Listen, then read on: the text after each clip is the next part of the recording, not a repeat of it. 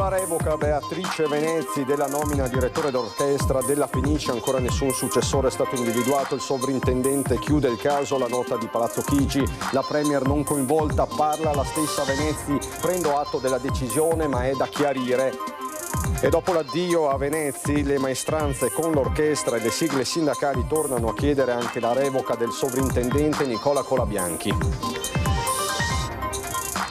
La Fondazione Biennale ha voluto ribadire la massima correttezza le procedure messe in campo per la partecipazione della Federazione Russa. Il presidente Buttafuoco ha chiarito alcuni aspetti fondamentali.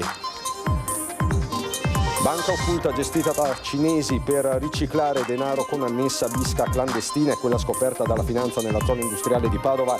12 arresti, confiscati beni per 40 milioni di euro. Il Partito Democratico a Venezia apre le porte del comune all'Islam più radicale, a dirlo l'europarlamentare leghista Cisint questa mattina a Mestre, dopo la diffusione dei volantini con i vari candidati scritti in bengalese. Dopo il successo contro l'Empoli, gli arancio-nero-verdi sono tornati in campo per prepararsi al meglio alla partita contro lo Spezia, per la partita di venerdì 1 maggio che potrebbe valere un'annata di lavoro.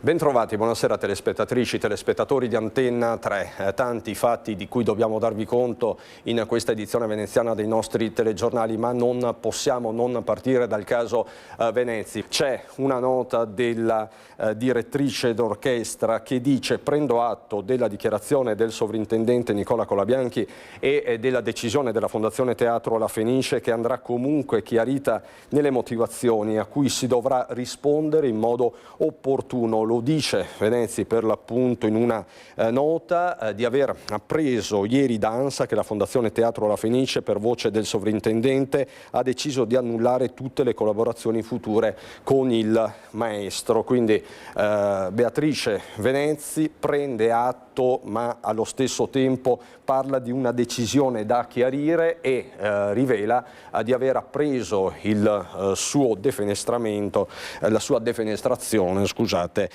dall'ANSA. Quindi un vero e proprio caso con Colabianchi che cerca di chiudere il caso. Sul futuro non c'è certezza. Allora, per adesso non è previsto alcun nuovo nome. Sicuramente valuteremo tutti i nomi possibili, ma per il momento sia ancora prematuro perché non è stata fatta una valutazione su questo aspetto. Così Colabianchi chiarisce che non c'è ancora alcun nome sul dopo Venezzi, segnale che la scelta verrà affrontata solo dopo aver chiuso definitivamente la vicenda politica e mediatica. La decisione di rompere con la Venezzi, giunta nelle scorse ore dopo le sue dichiarazioni al giornale argentino La Nación, ritenute offensive e lesive verso orchestra e fondazione. Le dichiarazioni che erano lesive della dignità dell'orchestra, questo non poteva essere accettato, perciò ho proceduto come sapete. Lesive della dignità dell'orchestra e non soltanto, anche degli stessi incaricati dirigenziali del teatro. Lesive della dignità dell'istituzione e quindi per tutelare l'istituzione era necessario prendere questa iniziativa.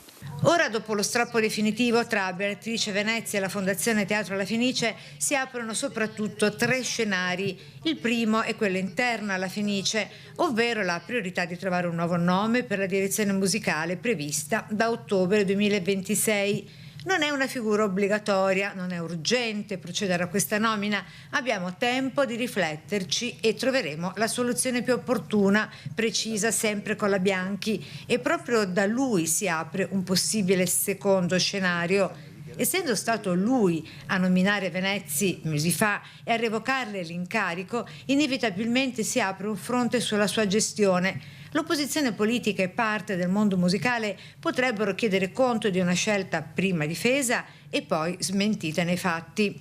Il terzo scenario è quello personale pubblico della Venezzi. La rottura con la Fenice rischia di pesare molto sulla sua credibilità artistica in Italia, ma potrebbe anche trasformarsi in un rilancio mediatico e politico.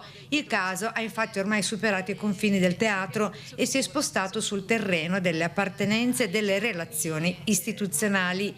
In sintesi, più che la fine di una nomina, questa appare come l'inizio di una nuova partita. ovvero chi guiderà la Fenice da ottobre, quanto reggerà Colabianchi e quale sarà il prossimo approdo della Venezzi. Ha avuto modo di sentirsi col maestro Venezzi? No. E non avete intenzione di farlo? No. E c'è poi chi chiede la revoca di Colabianchi. Voi dell'orchestra e del coro della Fenice avete chiesto anche la sospensione dello stesso sovrintendente? Sì, certamente questo è un passaggio importante, la revoca della Venezia è un passaggio importante perché tutto è partito da lì, però purtroppo questa direzione, il sovrintendente in particolare, non gode più della stima non solo dell'orchestra, del teatro, di tutti i lavoratori del teatro, ma anche del pubblico e di una importante parte della critica nazionale e internazionale, quindi il problema rimane, il problema del sovrintendente rimane. Così Trentin, dopo la revoca della Venezia, a nome del sindacato torna a chiedere anche quella del sovrintendente Colabianchi, appoggiato invece dal ministro Giuli e dalla premier Meloni. A pensarla diversamente, il corpo d'orchestra invece che continua a chiedere le dimissioni del sovrintendente, peraltro già avanzate mesi fa. Nelle scorse ore i festeggiamenti intanto alla notizia del requiem della Venezzi, con il pubblico e l'orchestra in piedi all'unisono dentro come fuori il teatro, appresa la notizia. Noi rimaniamo fermi sulle nostre istanze perché sono molteplici e logicamente questo è un atto dovuto che finalmente è giunto al termine e andremo avanti perché abbiamo un mandato dei lavoratori che rimane fermo e quindi adesso c'è del lavoro da fare. Sulle questioni ancora aperte al Teatro alla Fenice non soltanto le maestranze ma anche il sindacato regionale con la CISL che da qui auspica un punto zero di partenza, anzi di ripartenza. E con questa decisione di fatto si possa adesso ripartire da zero. Ovviamente questo è un auspicio dettato anche dal fatto che noi dobbiamo affrontare tantissimi altri argomenti all'interno del teatro e quindi per affrontare questi argomenti c'era la necessità di avere un clima più disteso, cosa che prima purtroppo non c'era. Infine, da donna a donna, il fair play e l'eleganza con cui questa violinista dell'orchestra La Fenice augura il meglio alla Venezzi. In orchestra, in tutto il teatro, donne ce ne sono tantissime, basta vedere i nostri video, insomma siamo in tante musiciste, ma in tutti i settori, chiaramente nel coro per ovvie ragioni, e nei reparti tecnici, per cui non c'è mai stata questa discriminazione, è stata solo una questione di metodo non condiviso. E quindi non saprei cos'altro dirle se non augurarle una buona fortuna. Revoca dell'incarico che fa irruzione nella campagna elettorale veneziana, botta e risposta tra i candidati Venturini e Martella. È l'occasione per ripartire tutti insieme, probabilmente il percorso fatto all'epoca era un percorso forzato che non ha tenuto in debita considerazione le rappresentanze locali, le amministrazioni locali, le istituzioni locali, è stato calato dall'alto come una scelta in qualche modo fatta altrove. Ecco, la speranza è oggi ricostruire quel clima di fiducia che dia alla Fenice quella serenità che merita per continuare ad essere la grande eccellenza che è, con le sue professionalità, con i suoi professori d'orchestra e con le sue grandi appunto eccellenze. Anche Andrea Martella, candidato sindaco di Venezia del centro-sinistra, interviene sul caso Venezzi e replica alle parole di Simone Venturini. Secondo Martella, chi oggi prende le distanze dalla vicenda avrebbe dovuto farlo molto prima. Ricorda che Venturini fa parte della giunta Brugnaro da oltre 10 anni e ne ha condiviso scelte, metodo e responsabilità politiche. Per questo, dice, oggi non può presentarsi come osservatore esterno. C'è poi l'altro caso veneziano che infiamma il dibattito non solo locale, in questo caso anche internazionale. Parliamo di Biennale, torniamo a parlare di Russia.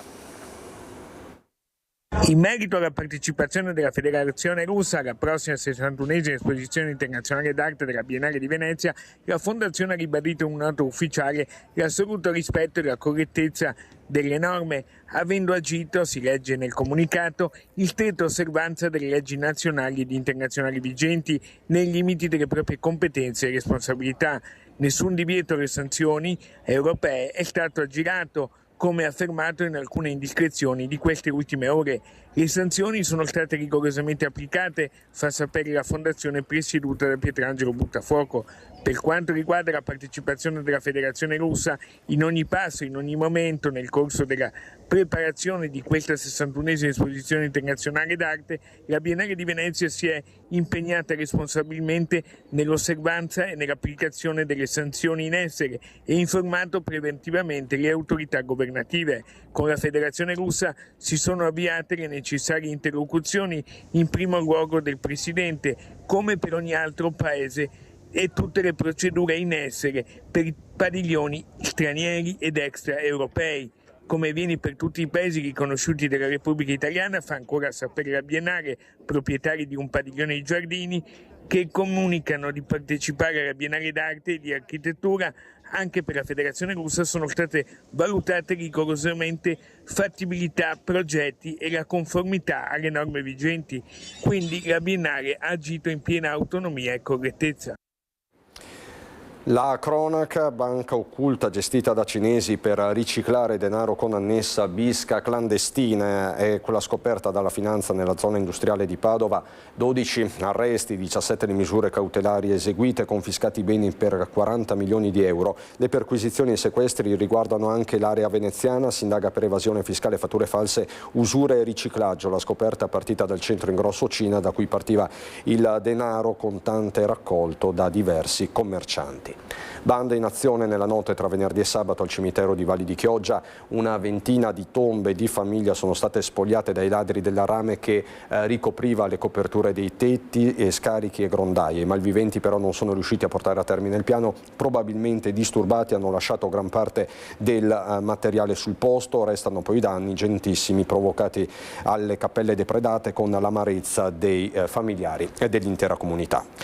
La politica ci riporta a Mestre perché è ancora scontro sulla moschea. Dietro quel volantino e le affermazioni fatte c'è tanta gravità.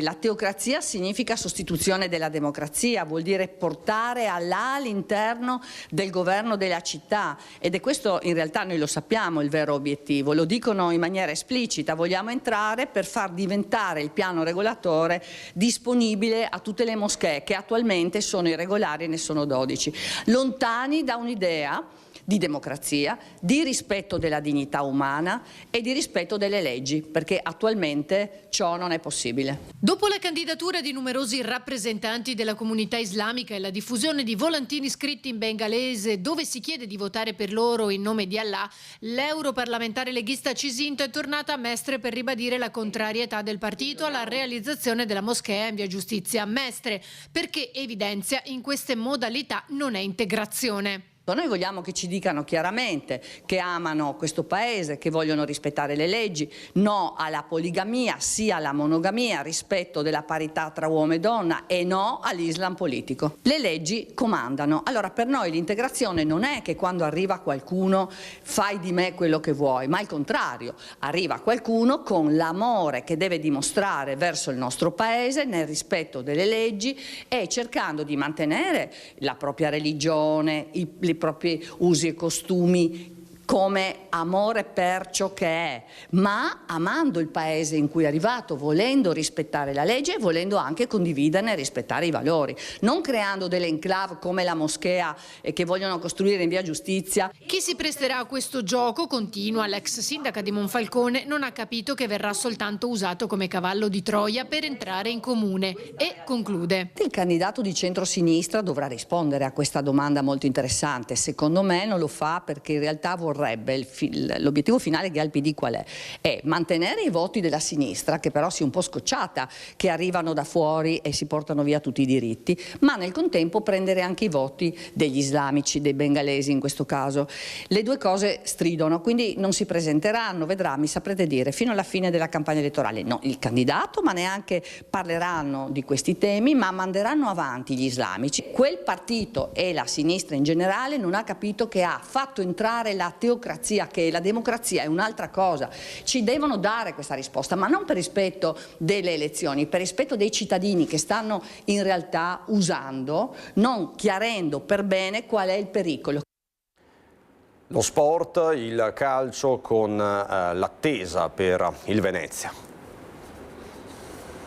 Il Venezia Football Club è già con la testa rivolta alla trasferta di La Spezia di venerdì, altra partita chiave che potrebbe valere una stagione. Venerdì 1 maggio si gioca alle ore 15. Dopo aver battuto l'Empoli per 2-0 grazie ai gol di Adorante e Dumbia nella ripresa, la squadra è tornata subito a sudare a Venezia agli ordini del mister Giovanni Stroppa e dello staff, senza usufruire della giornata di riposo. Allo stadio sabato la squadra è stata accompagnata da un tifo e coreografia straordinari.